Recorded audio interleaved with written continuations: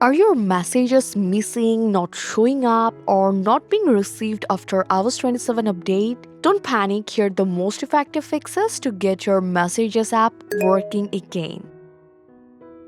So first you have to open up your settings, then scroll all the way down to apps, then tap messages, and under default apps, make sure messages is selected as your default messaging app. Then go back and turn iMessage off. Wait about 15 seconds and turn it back on. If iMessage isn't activating properly or your iMessage aren't syncing after the iOS 27 update, this can refresh the service and fix the problem. So while you're here, tap Send and Receive and make sure your phone number is selected.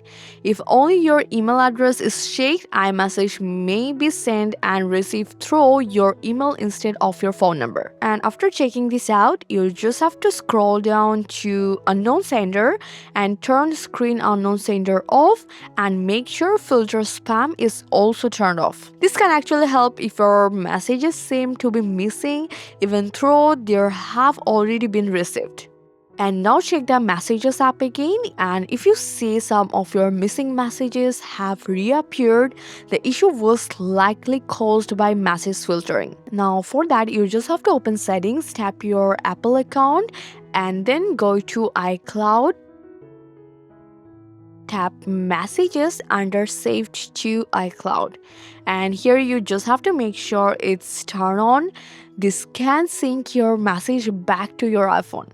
So in your case, if the Messages app says syncing pause, check both your iCloud and iPhone storage. Open Settings, go to General, then iPhone Storage. Make sure you have some free space. If your storage is almost full, messages may not be able to sync properly. If your messages are arriving late or you were not getting notification, refresh your network by turning airplane mode on for a few seconds, then turn it back off. Also make sure focus mode or do not disturb is turned on, as this feature can delay or silence messages notification. Next, open Settings.